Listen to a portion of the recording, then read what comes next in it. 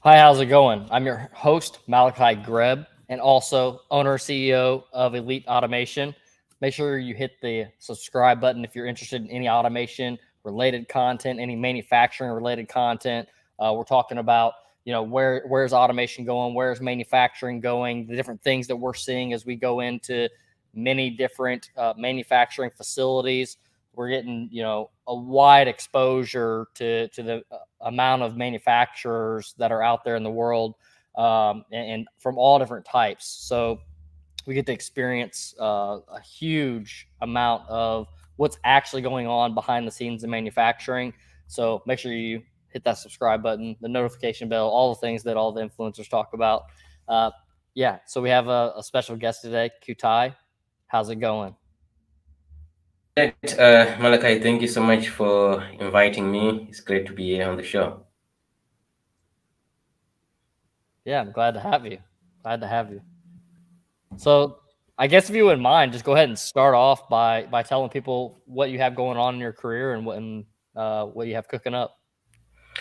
Oh, yeah, absolutely. Yeah, so maybe I'll start off with a brief introduction of myself. So, Kudzai Manditereza, I'm a developer advocate at HiveMQ, and I'm also a founder of Industry 4.TV.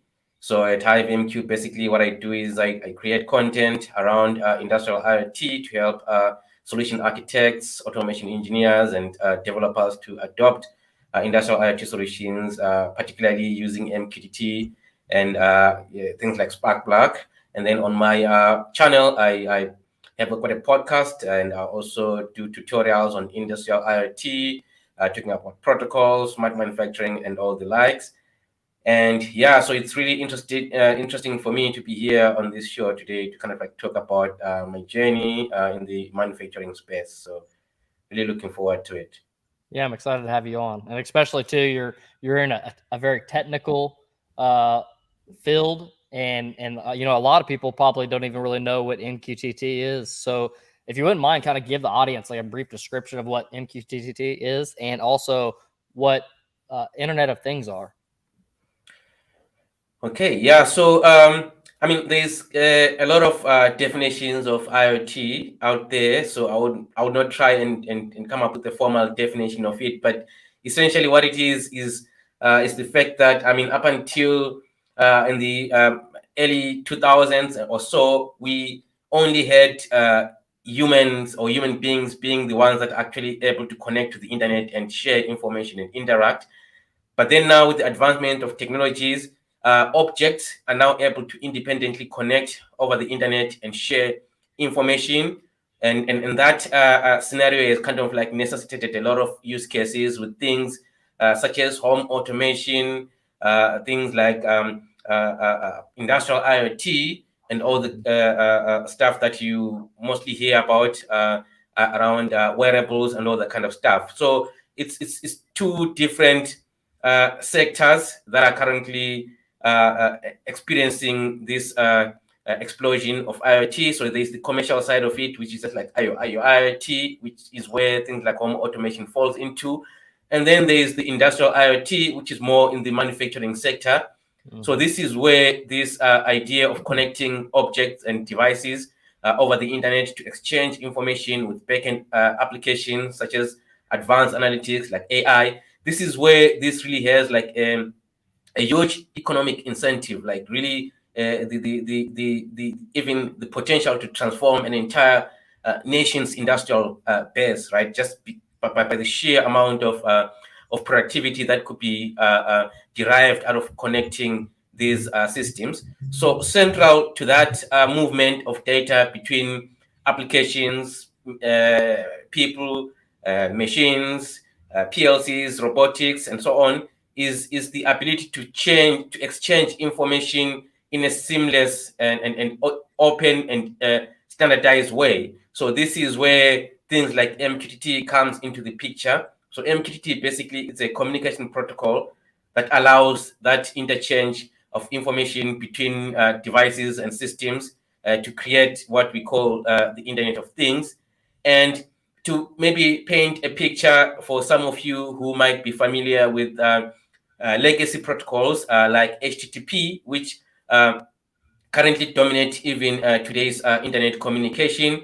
So this is where when you actually communicating or exchanging information between two parties using HTTP, you have got this direct connection between these two participants, so they can only exchange information when they are like coupled in space and time, meaning that they need to know each other's location in terms of IP address, and also they need to have that exchange of information happening synchronously, right? So the idea of MQTT is to decouple that and put a broker in the middle, kind of like a mediator, to act as a medium for coordinating exchange of information among all these participants without them having to establish direct connection. So that obviously has advantages, that it allows you to like create a scalable system where you can keep on adding more and more devices without worrying about the network resources or computer processing resources and things like that. So in a nutshell, that's what IoT, industrial IoT and MQTT is all about. That's awesome. And honestly, it's like it's the future of automation. It's the future of manufacturing. It's the future of our world, right? I think that over the course of probably the next 5 years, we'll see more of the home technologies getting integrated more into manufacturing. It's something that we're kind of interested in doing at some point in time, where we're taking some of the other smart products that may be used on a consumer basis, and how do we couple those with manufacturing, Internet of Things and robotics and things along those lines. Oh yeah, absolutely. I mean, that's what when I speak to most system integrators, because I mean, as with any technologies, you kind of get resistance, like from some professionals who say, okay, we're just gonna continue doing it the way that we've always been doing it, and or maybe they just say this is just buzzwords. We've heard this before, and what I always say, that this is different, because now, as you alluded to, we've got this new set of tools that a lot of professionals who are not in industrial automation are already familiar with, things coming from the home, internet, your routers, your gateways, your low-code programming platforms. You now have all of these moving into the industrial space, and with it, that brings a new breed of system integrators, people who would otherwise have not even entertained the thought of working in the industrial space, but because there's these tools that they are now familiar with, that they're excited about, that will drive a lot of talent, a lot of system integrators into that space, and obviously that becomes competition. So it's really imperative that you, as a system integrator, you kind of like start educating yourself around all these tools, all these technologies that are being introduced into this space. So it's really interesting to see all of this unfolding. Yeah, absolutely. It's something that companies have to adapt to. It's like it may have been around for like the past 20 years, but really it's like the past 5 years that really there's a lot more smart devices that are on the market. You can get a lot more smart sensors that give you a lot more data. Like, these things have really kind of exploded over the past 5 years with the amount of devices that are available and the amount of data you can get from those devices.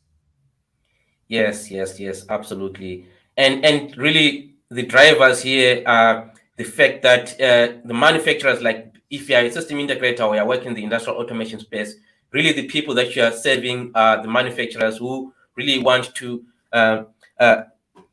get an economic benefit out of whatever manufacturing activity or operations they are conducting. And there's going to be a lot of manufacturing companies that are going to adopt this technology and gain a competitive advantage over the ones that are still lagging behind. And it's going to become clear in a few years' time who is leading and who's lagging.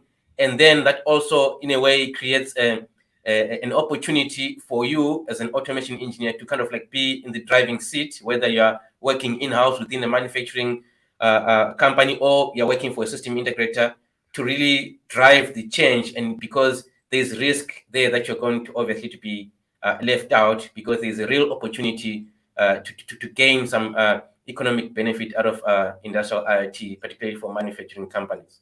Yeah, absolutely. What was your first like taste or flavor of Internet of Things? Where did it start for you? Yeah. So, well, for me, it's a It's a very interesting story. So I've got a background in system integration. So back in South Africa. So I'm currently based in Germany right now. But before I moved over, I was based in South Africa, and I was doing some system integration stuff, working with things like Opto22. That was my primary hardware that I was using for automating plants. And so I was basically like called in to automate a plant, like just uh, they used to do things manually, just going to the silos and using like a mallet just to tap it and see how much of the stuff is left in there. So all they needed to do was just to kind of like monitor that and see. Yeah. But they still, while we were kind of like working with that system, I used to see a lot of these operators just standing around and then waiting. And then when I spoke to them, they would tell me that no, we're waiting for a truck, right? So a truck to deliver the supplies. Hmm. And it was really strange to me that they would down their tools for like about 4 hours just waiting for that delivery. And the reason why was because the way that they could order stuff was not automated. They'd wait for the Yeah. supervisor to come and check and see, oh, now we're sitting at 20%, and then they go and make a phone call, they order, and then it so happened that at times those they had no trucks at the depot. They had to wait for a truck that had gone out to come back and then do that feeling. So now this is where really for me I got the first opportunity to really apply Internet of Things there, because this is where we kind of like proposed that we could have a connected system that does automatic calculation and prediction of exactly when some material will be needed to prevent that downtime, and have that information automatically relayed to the suppliers to have their own dashboard where they can see what's going on, and then they can plan their day around that. So that ability to connect, to collect information and share it between a supplier and a manufacturer, and essentially cut out that downtime to zero, was like really for me a very interesting and first time that I really applied Internet of Things. Before that, it was really kind of like a hobby thing, like typically home automation, which was really fascinating for me, obviously, to see things go on and off just using your mobile phone, or even when you're not at home, you get a notification that this and this is going on and stuff like that. So those basically were the first my first experience with Internet of Things that really fascinated me. Yeah, I think it's a great first experience that you had there, because it's kind of one of like the most rudimentary like Internet of Things, and how it can like very easily and like practically be used in a real world scenario where it immediately helps your process. Because there's definitely a whole side of Internet of Things that's like more data analytics. It's more like predictive things, and it gets pretty deep out there, right? But there's some things that are like right here, right now, that if you add it, it's gonna eliminate a ton of downtime in your processes. Yeah, exactly. I mean, that's totally correct. I mean, and also it speaks to the way that industrial Internet of Things is being marketed, which kind of like puts maybe a bad name of industrial IoT, because uh, that's what I also talk to with a lot of system integrators, that it's very critical for you to identify a pain point and not just sell IoT just for the sake of selling it, right? But to really identify and know what manufacturers are currently struggling with, and use Internet of Things as a tool to solve that specific problem. You start from there, because a lot of integrators, their approach is to kind of like create this problem and then present IoT as a solution of a problem that they do not know whether it's a real problem that exists. But you could learn a lot by speaking to manufacturers and understanding what it is that they're actually struggling with, and find opportunities where you could actually apply Internet of Things to solve those problems. So that's where really IoT has got the power to really transform the way that manufacturing is done. If you are focused on solving a specific problem, than just kind of saying, okay, we're just going to collect this data, we're just going to chuck it in the cloud, and we'll see what happens. You know, Yeah. it doesn't work that way. Right. Right. Yeah, I think that there would be even more like encouragement on the Internet of Things if there were more people who were just um, targeting those kind of like lower hanging fruit, and those things that you can actionably collect the data on and then solve whatever the problem is. Yeah, absolutely. I totally agree. Totally agree. So I'm kind of curious on your transition from South Africa to Europe. That's where you're at right now, Europe. Yeah. Yes. Okay. Yes, that's correct. Yeah. How- So it's yeah.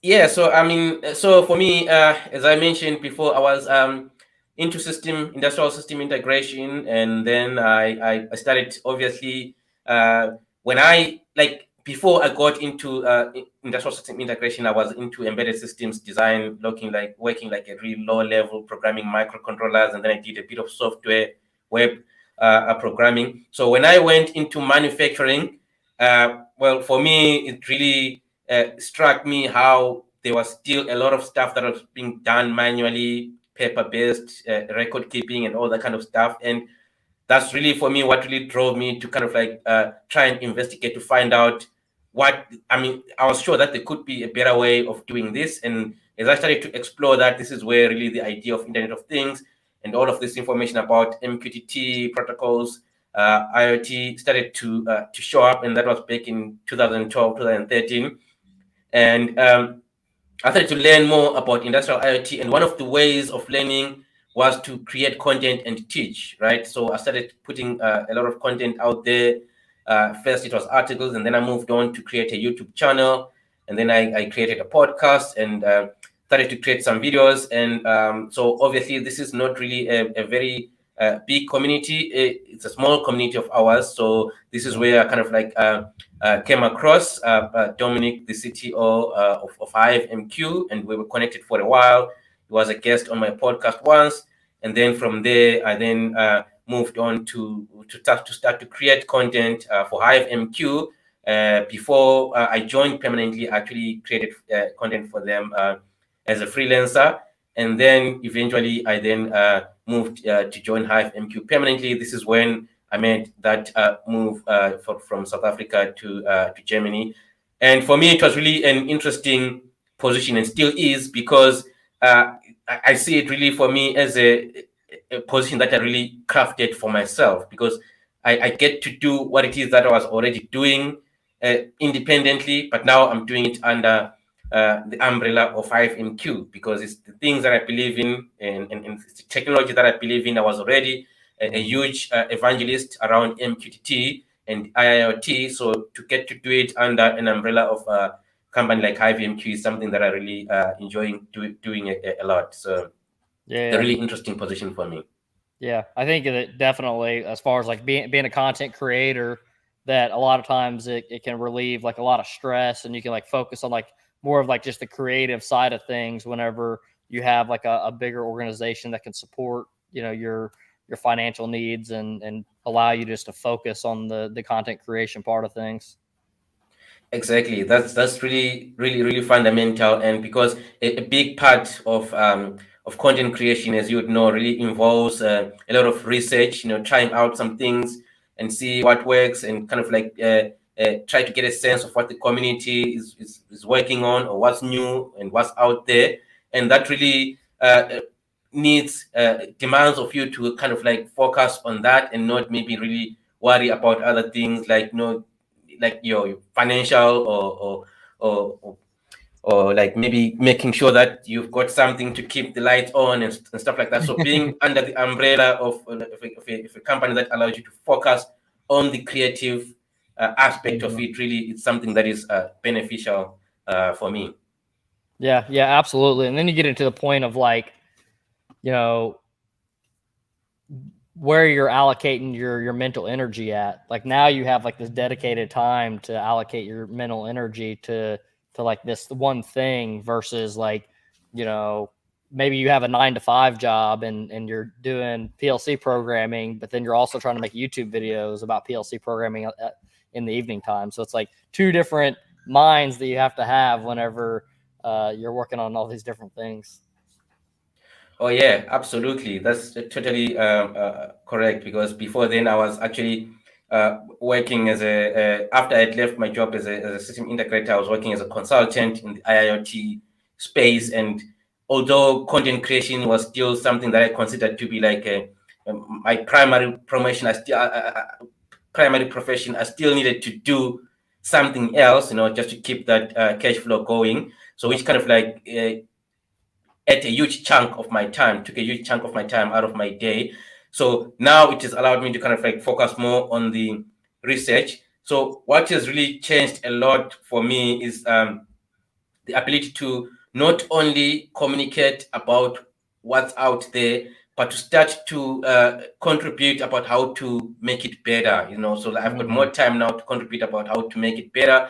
So there's a lot of standards debate, as you might be aware. A lot of debates around what do we use, what is best to use, MQTT, is it OPC what is the best tool for this and that. So there's never a clear answer there. So for me, what I'm really focused on mostly is to kind of like really contribute in that space to identify places where I could say this is where this is most suitable to use this particular protocol, and this is where this particular protocol is more suitable to use, and also actively participate in suggesting some edits to the standards committees, standards like Sparkplug committees and OPC. So really for me, that's mostly the focus now, being able to do a lot of research and also actively participate in driving the technology that is being created to solve these problems in manufacturing. Yeah, absolutely. And it really gives you the ability to like become the expert in the thing, right? Like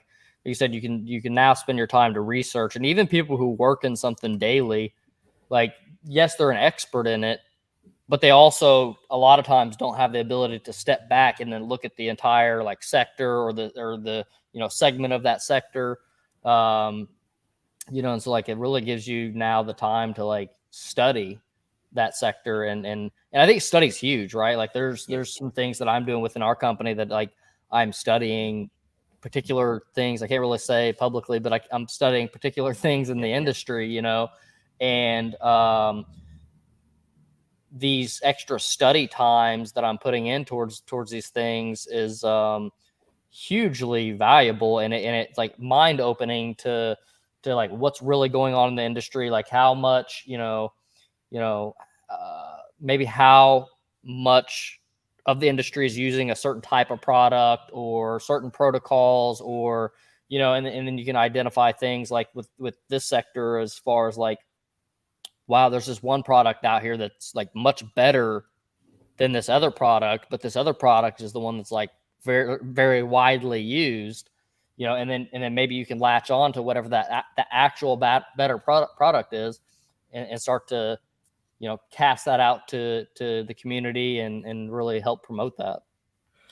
Yeah, I mean, absolutely. And I mean, especially in the industrial automation space, this is where we see a lot of careers that span like maybe 30 years of someone working with one particular product. So if someone is building systems using a particular PLC or a particular software, and it's unlike IT, where you could have someone with a career of 30-year career. It's highly likely that they've touched a bit of everything, right?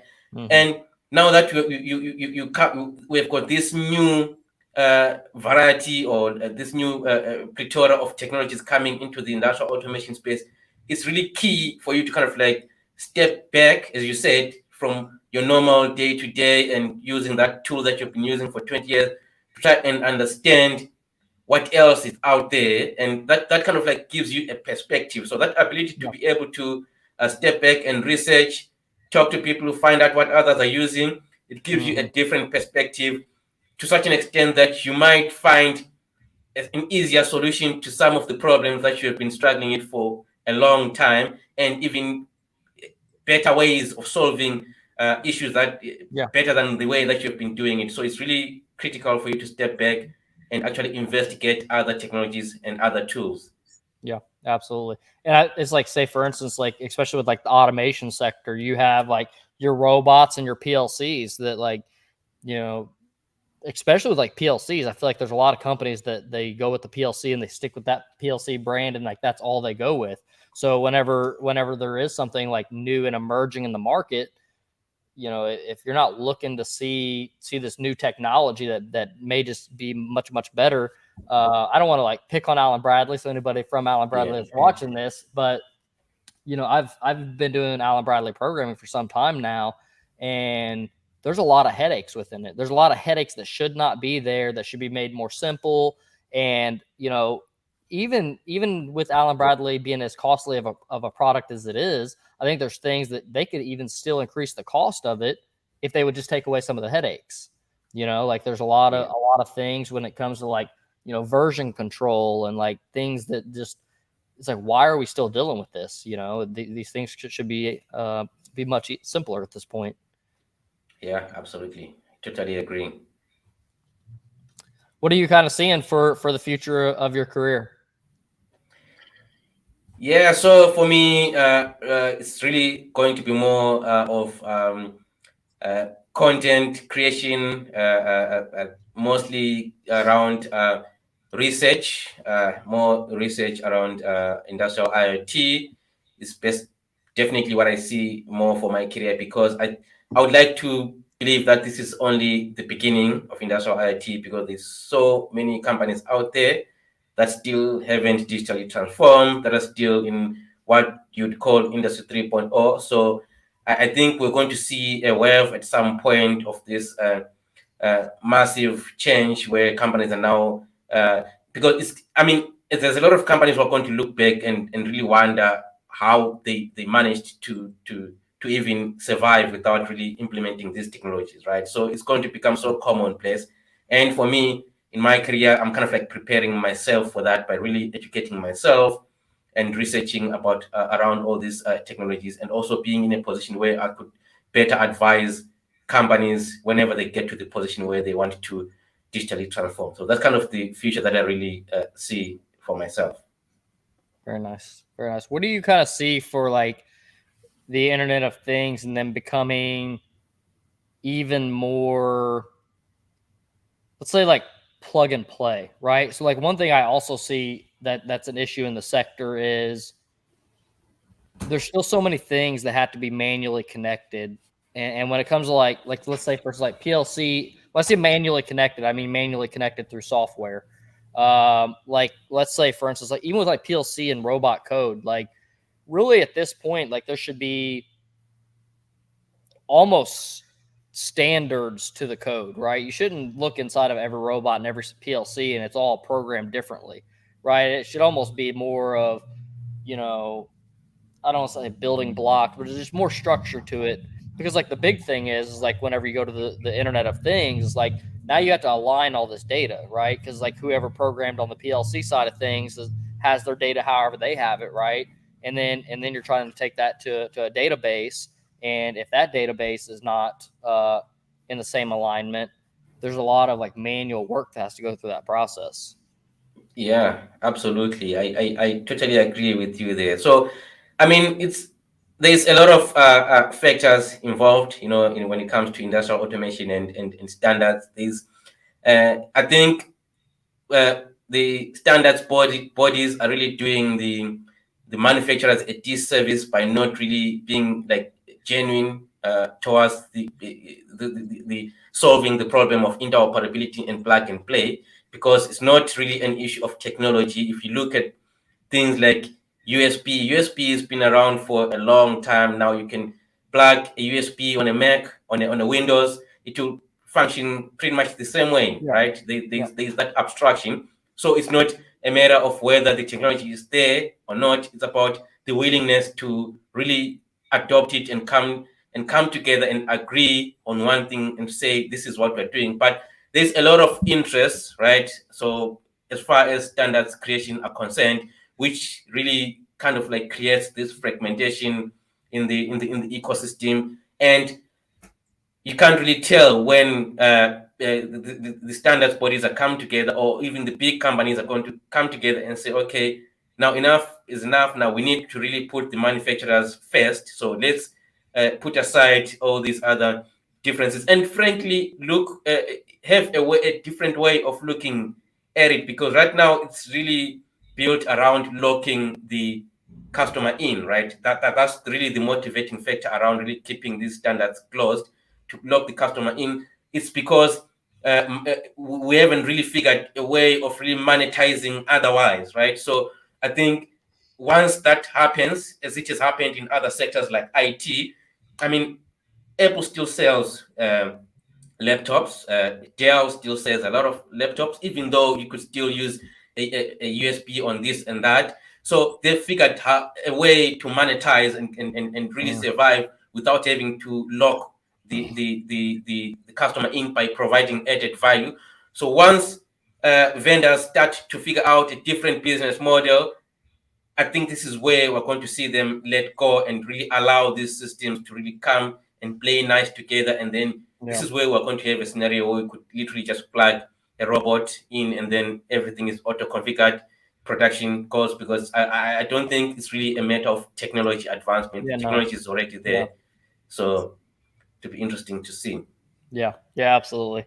I think if definitely if like some major companies, like, you know, it feels like me personally, from what I see, it needs to be a PLC company, because of they, you know, a lot of times they're like the brain of the operation. Could be a robot company that then comes out with like some type of PLC or something, or they could just even just developing a software layer over top of any of these brands, right? Like where you can, you know, load in different program files that would automatically kind of give more connectivity.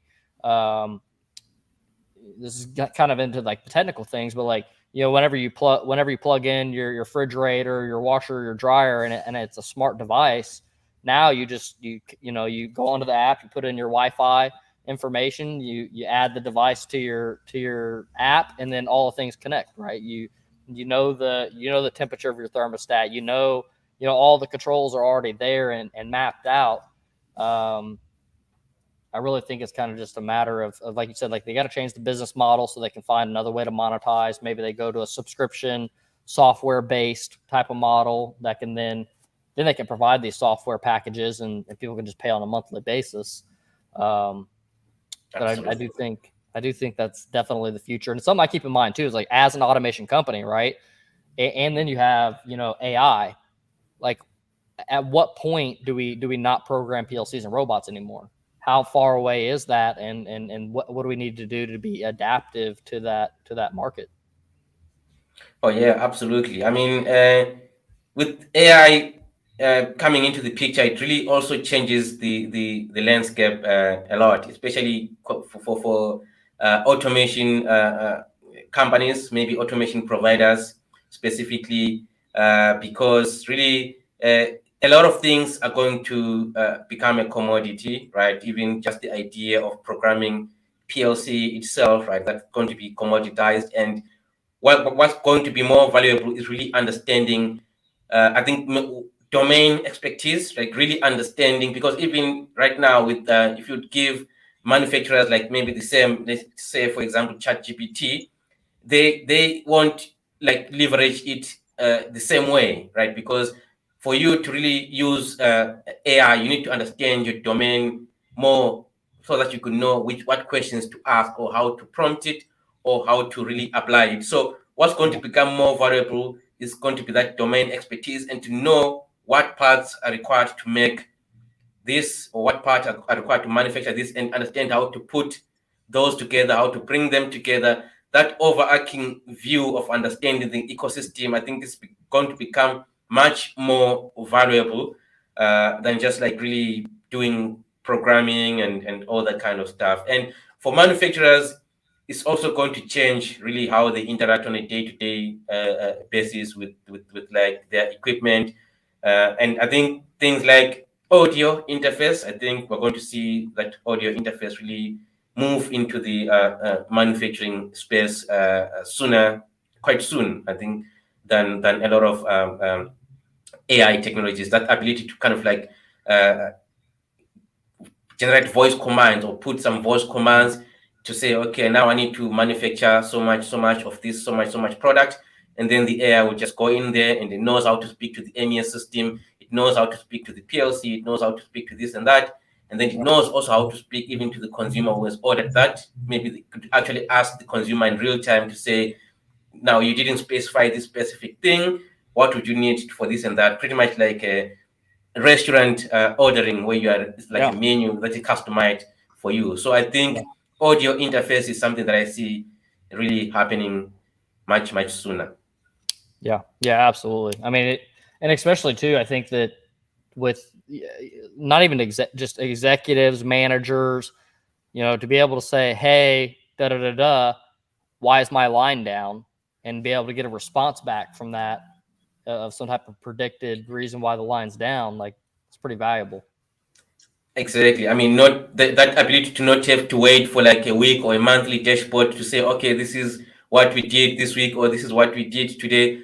I mean, to your point, the ability to just at any given moment just go in there as an executive, say, okay, what's my OEE? What's happening? What's happening here?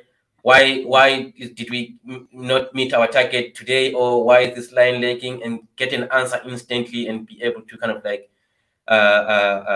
make some corrective decisions. I think it's going to be very critical. Absolutely. What do you see for those who are looking to get into a career in this industry? What do you think are going to be some key skill sets that they're going to need? I think it's going to be a combination of a lot of skill sets, right? So I mean, automation, the understanding of automation technology still is not going away, right? So you still need to understand, because I see a lot of, I mean, a lot of challenges. Speaking to someone recently was asking me, okay, like a seasoned software developer, right? Saying, why do you need to run software on this piece of hardware? I mean, can that not be done on a computer, right? So that actually kind of like shows you exactly that they don't really have an idea of what really goes on inside a factory. So that knowledge to understand what goes on inside the factory, PLC programming, all that technology is really still very important. And then, but it's not sufficient anymore to have that as a standalone skill to say I'm a PLC programmer. That's it. To then understand IT, because now you're going to see a lot of technologies like maybe, for example, containerization, understanding how to lay the infrastructure for IT, Docker, to understand how to deal with things like Docker. Maybe not things like Kubernetes, because that's even a far much more advanced technique even for IT itself. But to understand IT infrastructure, to understand some low-code tools, like Node-RED, to understand a lot of IT, and also going to the cloud to understand some tools in the cloud platforms, how to use analytics, how to do all that kind of stuff. I think having that broad understanding end to end, this is what I would kind of like. So in IT, they've got the full stack. So this is like the full stack of IIoT. I think this is really what I would advise for people who are venturing into the space, to really try and get a feel of the entire stack, because without understanding one or the other, it's going to be really hard to compete. Yeah. One thing that actually just popped in my mind that I think kind of goes along with that is I think that things are going to become, especially if you talk like 20 years out, things are going to become much more like they are with like a Chat GPT, right? You're going to have to learn how to do like prompting things, and not just learn how to do prompting things, but like have that type of mindset to think about like, hey, I have this device, I need this data, like how do I interpret what's going on in the real world to take that data and get it back, get it to the cloud, right? But like, what does that mean? What are like, what's the mathematics that we need to do on the data? What are all the things we need to do before we send it up to the cloud? And also like understanding some of that infrastructure of like how many sensory devices we're going to need, but really just being able to kind of have like a prompt type of mindset to ask those really intelligent questions to be able to find what actual data you need to look at to get the result you're looking for. Yeah, absolutely. And that's totally correct. And it also speaks to the point that domain expertise is going to become even, I kind of like to think about it differently. So I I mean, with ChatGPT, a lot of people are now kind of like moving to more to the surface to say, okay, and now I've got this tool, which means it's going to tell me everything. That's I look at it differently. Now that you've got this tool, now it's more important for you to even go deeper into your domain expertise, for you to understand all the, because if you've got no idea of all the sensory elements, or because the physical world is still real, right? It's still there. Yeah. You still need to put atoms together to make a product. You still need to move stuff, to ship it. So that physical world is still out there. So you need to start from there to understand it first. This is what sensory mechanism I need to use here, or this is what is being used here. And then when you move up to the higher level, like to ChatGPT, you know precisely what to ask for, or how to command it to do you, or what sort of data you're looking for. Even as an executive, if you have no clue of what a manufacturing operation consists of, what are you going to ask? Are you going to, you need to be able to ask things like, to understand, I need to understand quality, and then I need you to compare yesterday quality with what happened on such and such a day, to be able to understand and ask it as if you're asking your employees, people who are really running your enterprise. So domain expertise is going to become even more important with ChatGPT. So those who understand the underlying systems are the ones who are going to even make better use of ChatGPT or AI, as it were. Absolutely. What do you suggest for people do education wise to get into this type of career path? So it's education wise, it's really kind of like tricky. So myself, I studied electronic engineering, and I think maybe I'm in a sweet spot, as it were, but I don't have much knowledge about the mechanics of it. So maybe a program that really allows you to, I wouldn't say mechatronics, because that also maybe too focused on like that electronic and, mechanical interaction, but rather a program that allows you to get a feel of like the mechanics, the electronics, the software, and the connectivity aspect of it. I don't know if there's maybe colleges that already offer that kind of program, but again, so it also takes us to the point to say, I don't think maybe college education alone is sufficient now to really put you in the perfect position for you to be able to compete in today's world. So you could get like any program that will give you that baseline or best understanding. So that could be computer science, it could be electronic engineering, or it could be chemical engineering, or anything that gives you that underlying. And then you can then kind of like supplement that with a lot of courses that you can find online. There's nano degrees that you can find online. So I think that's really the form of education that I think is going to win in the 21st century. So it's not going to be more about just going to college, getting the degree, going to work. That's it. It's going to be more of supplementing it with different forms of knowledge, because you're not going to get that program. It's actually even harder for universities to keep up, right? To even kind of like structure that in a way that really makes you competitive enough. So it's really up to you to upskill yourself. Yeah. I mean, definitely like my thoughts on college is like, really at this point, like most of the things that you'd learn in college, you could learn them much more cost effectively, much quicker, and much more targeted through like courses that are being sold by individuals or some companies that are selling just specific courses for things. Right now, for somebody that's going through the college degree path because they feel like they need to do it or want to do it just to do it. I think a nice thing that people can do that isn't really thought about enough, but it is to utilize some of the electives that you get towards some things that are maybe not on your elective list. Like maybe you have this elective list of electives you can choose from, but a lot of times you can go to your admin and say, hey, like I'm actually interested in taking this computer science class instead of, I don't know, I'll just say home ec or something, just some random thing, right? Can I take this computer science class? Because I know if I take computer science, that's at least a little bit more related to like the data, right? I'm gonna maybe learn a little bit about data and how computers work and how that infrastructure is.